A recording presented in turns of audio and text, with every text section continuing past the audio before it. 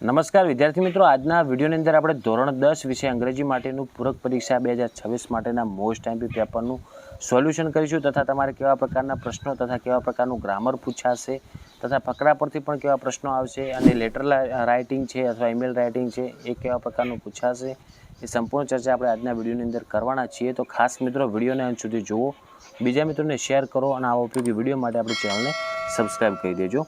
મિત્રો જો સેક્શન એમાં તમારે 10 ગુણનું આવશે ફકરા ઉપરથી પ્રશ્નોના જવાબ. તમને જો ડાયરેક્ટ ના આવડતું હોય તો એવો જ શબ્દ ગોતી અને એ પોઈન્ટ ટુ પોઈન્ટ લાઈન લખી નાખવાની. આ એક શોર્ટ ટ્રીક છે, આપણે પાસ થવાનું છે એટલા માટે. પછી આગળ જુઓ, એક શોર્ટ નોટ આપેલી છે. આ શોર્ટ નોટો જે છે ને એ મોસ્ટ એમપી કહેવાય કે અરુણ્સ NGO EFI એનો સ્ક્રીનશોટ લેજો અને હેલેન કેલરવાળો એનો પણ સ્ક્રીનશોટ લઈ લો, કારણ કે આ બંને મોસ્ટ એમપી કહેવાય, આમાંથી પૂછવાની શક્યતા રહેશે. આગળ પછી આપણે ટ્રુ ફોલ્સ કરવાના છે. 12 થી 15 ક્વેશ્ચન, ટોટલ 4 ગુણના પ્રશ્ન આવશે. તમારે ટ્રુ ફોલ્સ કયું સાચું ને કયું ખોટું. તો તમને જો ડાયરેક્ટલી ના આવડતું તો તમને જણાવી દઉં કે તમારે ટ્રુ ફોલ્સમાં શું કરવાનું. કાં તો 4 તમારે ટ્રુ કરી નાખવાના અથવા તો 4 તમારે ફોલ્સ કરી નાખવાના, એટલે તમારે 2 ગુણ અંદરથી આરામથી આવી જ જશે. ઓકે, તો એમાં જુઓ, આપણે એકવાર સોલ્યુશન કરીએ. પહેલાં આપેલું છે 12મો પ્રશ્ન કે પ્રેમ ચોપડા accepted all the charges against him in the court. તો આ જવાબ ફોલ્સ આવશે. પછી 13મું છે, એમાં છે ડૉક્ટર મિસિજ છે સેલત ઇઝ એન એમિનન્ટ એજ્યુકેશનિસ્ટ. તો એમાં જવાબ આવશે મિત્રો ટ્રુ. પછી 14મું છે the conflict between disobeying his master and harming other broad Ramsinghs end. તો એમાં જવાબ આવશે ટ્રુ. અને 15મું છે the tailor bird is known as sugari in Gujarati. એ ફોલ્સ આવશે, કારણ કે સુગરી અલગ આવે છે, ટેલર બર્ડને આપણે શું કહેવાય ગુજરાતીમાં દરજીડો કહેવામાં આવે છે, એટલા માટે ફોલ્સ આવશે. તો જુઓ, આ આપણે વાક્યમાં જોઈશું તો 12 થી 15માં 12મું આવશે ફોલ્સ, 13મું ટ્રુ, 14મું ટ્રુ અને 15મું ફોલ્સ. મતલબ 2 ફોલ્સ આવ્યા અને 2 ટ્રુ આવ્યા. એટલા માટે જ તમને કહું દઉં છું કે ડાયરેક્ટ કહો તો તમારે 4 ટ્રુ કરી નાખવાના, કાં તો 4 ફોલ્સ કરી નાખવાના. તો તમારે 2 ગુણ તો અંદર સાચા પડી જશે. પછી આગળ મિત્રો સેક્શન બીમાં સેમ તમારે સ્ટાન્જા ઉપરથી પ્રશ્નોના જવાબ લખવાના છે, જેમ આપણે ફકરા ઉપરથી કીધા ને એવી જ રીતના. પછી આગળ ફકરો આપેલ છે, એના ઉપરથી પ્રશ્નોનો જવાબ તમને કીધું એવો સેમ પ્રશ્ન અથવા પ્રશ્નની અંદર સેમ વર્ડ ગોતી અને એ જેટલેથી લાઈન શરૂ થતી હોય એટલેથી લાઈન લખી નાખવાની છે. આમાંથી તમારે લગભગ તો એ સાચા માર્ક્સ મળી જશે. ઓકે, પછી એવી રીતના તમારે ડેટા વાંચી અને પ્રશ્નોનો જવાબ આપવાનો છે, જેમ કે વોટ ઇઝ ધીસ ડેટા. આ ડેટા શેના વિશે છે? તો ક્યારેય GSRTCનો છે અને રાણી ડેપોર્ટનો છે. ઓકે, આ રીતના જવાબ લખવાના છે, એટલે તમે ડાયરેક્ટ લખશો તો પણ તમને અડધો માર્ક્સ તો મળશે જ. આગળ ફરી ફકરા ઉપરથી 5 ગુણના પ્રશ્નોના જવાબ છે, જુઓ. પછી તમારે ડાયલોગ વાંચી અને એના પ્રશ્નોના જવાબ આપવાના છે, એ પણ તમારે 5 ગુણમાં આવશે. હવે આપણે જોઈશું સેક્શન C, જે તમારે ગ્રામર વિભાગ છે ને જેમાં તમારે પહેલું ફંક્શન આપેલ છે. તો ફંક્શન માટે જુઓ, પહેલું 33મું વાક્ય આપેલ છે કે if the bus arrives on time I will be able to give the package. તો આ શું દર્શાવે છે મિત્રો? આ શરત દર્શાવે છે, એટલા માટે આ શું કહેવાય? Describing condition. તો ઓપ્શન D આવશે. પછી 34મું છે we are going to visit the village where Veer Savarkar was born. હવે આમાં એક જગ્યા બતાવી છે, પ્લેસ, કે વિલેજને વિઝિટ કરવા જવાનું છે, તો એને કહેવાય ડિસ્ક્રાઇબિંગ પ્લેસ, એટલે ઓપ્શન A. અને 35મું છે અભય ડાન્સ મોસ્ટ ગ્રેસફુલી. તો આમાં ક્રિયાની રીત દર્શાવે છે, કેવો કે ગ્રેસફુલી ડાન્સ કરે છે, એટલા માટે એક્સપ્રેસિંગ મેનર આવશે, ઓપ્શન B. પછી આગળ ખાલી જગ્યાઓ આપેલ છે, જુઓ. એમાં પણ ફંક્શનના આધારે ટોટલ 9 ગુણના ફંક્શન તમારે આવશે. 36મું છે, એમાં જુઓ, આપણે ગિવિંગ રીઝન આપવાનું છે, કારણ દર્શાવવાનું છે. તો કારણ દર્શાવતું વાક્ય ઓપ્શન A આવે છે કે I was helping an old man cross the road. કારણ કે પ્રશ્ન ટીચરે કેવો પૂછ્યો છે કે વાય આર યુ લેટ, તું શા માટે લેટ આવ્યો? તો લેટ માટે જુઓ ઓપ્શન A જ એ યોગ્ય બેસશે કારણ દર્શાવવા માટે. પછી 37મું છે, એમાં આપણે ઇન્ક્વાયરી દર્શાવવાની છે, તો એમાં જવાબ આવશે 37માં option C, how is it. 38મું છે, એમાં એક્સપ્રેસિંગ નાઇસિટીઝ, મતલબ કે આપણે એની સારી આદતો બતાવવાની છે, તો એમાં આવશે option A, O boy are you hurt. Option A આવશે. ફરી ફંક્શન 3 ગુણના, જેમાં શોઈંગ ટાઈમ, મતલબ કે ટાઈમ બતાવો. તો 39મો પ્રશ્ન છે, એમાં જવાબ આવશે option C, during the month of April, કારણ કે એ સમય દર્શાવે છે. 40મું છે, એમાં આપણે એલ્ટરનેટિવ બતાવવાનું છે, એટલે કે ઓપ્શન બતાવવાના છે, તો એમાં જવાબ આવશે ઓપ્શન B, કે either on queen Ahilyabai or on Jija Mata. Okay, option B આવશે. 41મું છે take out your textbook. એમાં ડિસ્ક્રાઇબિંગ પ્રોસેસ બતાવવાની છે, તો જવાબ આવશે option C and start writing. Okay, તો ઓપ્શન સી આવશે. પછી આપણે જુઓ ઉપર બ્રેકેટ આપેલ છે ને, એમાંથી તમારે ખાલી જગ્યા પૂરવાની છે. તો પહેલી ખાલી જગ્યામાં જવાબ આવશે મિત્રો car cases. Okay, car cases. પછી બીજામાં આવશે કેરી ઓન અને ત્રીજામાં આવશે સ્કેવેન્જર. તો તમારે યાદ રાખવાનું મિત્રો 321 આ નિયમ હોય છે, ત્રીજું, બીજું અને પહેલું. આ ક્રમ પ્રમાણે લગભગ ખાલી જગ્યાઓના જવાબ થતા જ હોય છે. 321 નંબર યાદ રાખશો તો લગભગ 1-2 તમારા માર્ક્સ અંદરથી સાચા પડી જશે. પછી તમારે નિયરેસ્ટ મિનિંગ લખવાના છે, તમારા રીતે તમે સમજી શકો એટલા લખજો, બિલકુલ પ્રશ્ન છોડતા નહીં.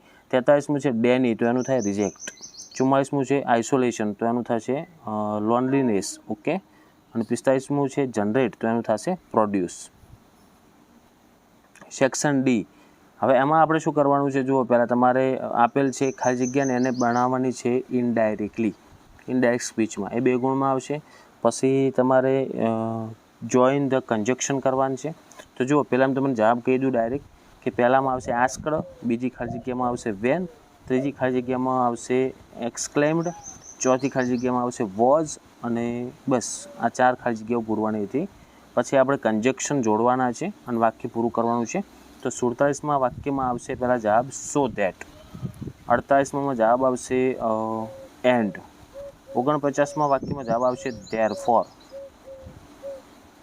ઓકે, અરે સોરી, ધો આવશે, ધો, પણ ધેરફોર કાઉન્સમાં નહીં આપેલું 49માં, એટલે આપણે ધો આવશે જે પહેલું દેખાય.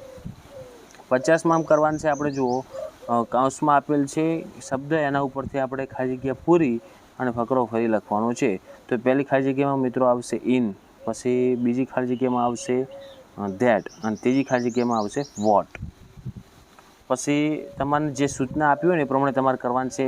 51માં આપેલ છે ડુ એઝ ડાયરેક્ટેડ. એમાં આપણે જુઓ મિત્રો વોઇસ ચેન્જ કરવાનું છે, તો એક્ટિવ પેસિવ તમને આવડવો જોઈએ. જો લખેલ છે નીચે કે સ્ટાર્ટ લાઈક ધીસ, તો Astika was called by Spandan. પછી આગળ વાક્ય બનશે she was told to stay home by him, અને she was also requested to prepare some food by him. આ રીતનું બનાવવાનું છે પેસિવ વોઇસમાં. અને 52મું જો તમારે લખવું હોય તો એમાં લખવું તો બંને પડશે. એમાં તમારે શું દર્શાવે છે, 52માં તમારે બહુવચનનું એકવચન કરવાનું છે. જેમ કે we love and respect our country છે ને, એનું આઈ, વીની જગ્યાએ I love and respect my country, અવરનું માય કરવાનું. પછી છે વી આર, તો એમાં આવશે I am proud Indians. Okay, તો એમાં જવાબ આવશે આઈ એમ પ્રાઉડ ઇન્ડિયન્સનું કરવાનું, ઇન્ડિયન. પછી બીજું છે વી વિલ નોટ, તો એમાં વી છે એની જગ્યાએ શું આવશે આઈ, તો આઈ વિલ નોટ. પછી hesitate in taking the lives છે ને, એની જગ્યાએ આવશે લાઈવ એકલું. ઓફ ધ એમિનીઝ ઓફ અવરની જગ્યાએ આવશે માય નેશન. ઓકે, ખાલી થોડુંક જ ચેન્જ કરવાનું છે. પછી 53માં જે તમારે અંડરલાઇન કરેલો પ્રશ્ન છે ને એના જવાબ લખવાનું છે. તો એની શોર્ટ ટ્રીક તમને આપી દઉં મિત્રો કે જે વસ્તુ અંડરલાઇન કરેલું હોય ને એ તો સેમ લેવાનું નહીં. જુઓ તો એવું ને એવું સેમ અંડરલાઇન કરેલું કોઈ છે સિચ્યુએટેડવાળું, જો ઓપ્શન સી છે એ નથી લેવાનો પ્રશ્ન. ઓપ્શન એમાં પણ સિચ્યુએટેડ છે એ પણ નથી લેવાનો, અને ઓપ્શન ડીમાં પણ સિચ્યુએટેડ આપેલ છે, તો એ 3 ઓપ્શન નથી લેવાના. ઓપ્શન બી એનો સાચો જવાબ આવશે. ઓકે, ઓપ્શન સી આવશે, સોરી, ઓપ્શન સી. તુષારભાઈ ઓફન સેન્ડ છે, તો 54માં જો તુષારભાઈ નીચે અંડરલાઇન કરેલ છે, તો એ તુષારભાઈને પ્રશ્ન બનાવવા માટે કોઈ દિવસ એનું વાક્ય અંદર આવવું જોઈએ નહીં. તો પહેલા ઓપ્શનમાં જો વોટ ડઝ તુષારભાઈ નામ આવ્યું એટલા માટે નહીં આવે. બીજા ઓપ્શનમાં જુઓ પણ તુષારભાઈ આવે છે એટલા માટે નહીં આવે. ત્રીજા ઓપ્શનમાં પણ તુષારભાઈ આવે છે એટલા માટે નહીં આવે. તો સાચો જવાબ આવશે ઓપ્શન ડી. 55મું છે, આ ડાયરેક્ટ તમને જવાબ કઈ રીતના ગોતવા ને એ શીખવાડું છું શોર્ટ ટ્રીક માટે. 55મું છે Daksh worked very hard for getting the top position. તો for getting the top position આ શબ્દ રહ્યો ને એ આપણે વારંવાર અંદર લેવાનો નથી. તો તમે જોઈ શકો છો આમાં તો બધામાં એકેમાં આપ્યો નથી. હવે આપણે જાણવાનું કે for getting the top position, તો દક્ષ શાના માટે ખૂબ જ હાર હાર્ડ વર્ક કરતો હતો કે એની પોઝિશન એકદમ ટોપ મેળવવા માટે. તો શાના માટે પૂછવું પડે ને આપણે, એનું કારણ આપ્યું છે, કારણ ફોર કરીને. તો કારણ જાણવા માટે વાયથી પ્રશ્ન પૂછવામાં આવે તો ઓપ્શન સીમાં વાય આપેલો છે, એટલા માટે જવાબ આવશે ઓપ્શન સી. પછી સેક્શન એમાં તમારે જુઓ પેરેગ્રાફ લખવાનું છે, TV an idiot box or a smart one, અથવા making my village city better, અને પછી છે માય બેસ્ટ ફ્રેન્ડ. તમને જે ઇઝી પડતું હોય એના વિશે લખવાનું, નીચે હિન્ટ આપેલી છે એ પ્રમાણે લખવાનું. પછી કીધું છે પ્રીતિ પરમાર રાઇટ્સ, ઈમેલ આપેલો છે ને એના હાથમાં છે રિપોર્ટ રાઇટિંગ. તો તમારે ઈમેલ લખવો છે કે રિપોર્ટ લખવો છે. ઈમેલ ઇઝી પડશે કારણ કે ઈમેલ એડ્રેસ તમે ઉપરનો સાચો લખશો, નીચે સાચું લખશો, સબ્જેક્ટ સાચો લખશો તો તમારે 3 ગુણ તો એમને તમને અંદરથી મળી જશે. ઓકે, તો ઈમેલ લખવો બેટર રહેશે. અને 58મું છે ચિત્ર આપેલ છે, એના ઉપરથી વાક્ય બનાવવાનું છે. તો આ ચિત્ર જોઈ લો, કદાચ આ ચિત્ર પૂછાય તો આનું કઈ રીતના વાક્ય બનાવવા તૈયાર કરી નાખજો અને સ્ક્રીનશોટ લઈ લેજો. અને 58મો પ્રશ્ન છે, આમાં તમારે સ્ટોરી લખવાનું છે પોઈન્ટ ઉપરથી. ઓકે, તો આ બંને એકબીજાના ઓપ્શનમાં છે. તમારે સ્ટોરી લખવી તમને બેટર રહેશે કે ચિત્ર ઉપરથી વાક્યો બનાવવા, એ તમારે પસંદ કરી તમને જે ઇઝી પડતું હોય તમારે લખવાનું રહેશે. ઓકે મિત્રો, તો આ થઈ ગયું આપણે એક IMP પેપર. સેમ પેપર આવું નહીં આવે, પણ આ આગળ રિપીટેડ એક્ઝામમાં પૂછાયેલું પેપર છે. તો એટલા માટે મિત્રો આ પેપર પ્રમાણે તમે એની પેપર સ્ટાઇલ મુજબ તૈયારી કરજો, તમારે સારા માર્ક્સ આવી જશે ને તમે પાસ પણ થઈ શકશો. તો એક નાની એવી આપણે તમને મારા તરફથી એક મદદ થઈ. તો આશા રાખું છું મિત્રો કે વિડીયો તમને ઉપયોગી બન્યો હશે. તો વિડીયોને લાઇક કરો, બીજા મિત્રોને શેર કરો, અને આવા ઉપયોગી વિડીયો માટે આપણી ચેનલને સબસ્ક્રાઈબ કરી દેજો. જેટલા પણ વિદ્યાર્થીઓને ઇંગ્લિશ વિષયની એક્ઝામ આપવાની છે, દરેક વિદ્યાર્થીની એક્ઝામ માટે બેસ્ટ ઓફ લક. હવે મળીશું મિત્રો આપણે નેક્સ્ટ વિડીયોમાં. Thank you so much for watching my videos. Thank you so much.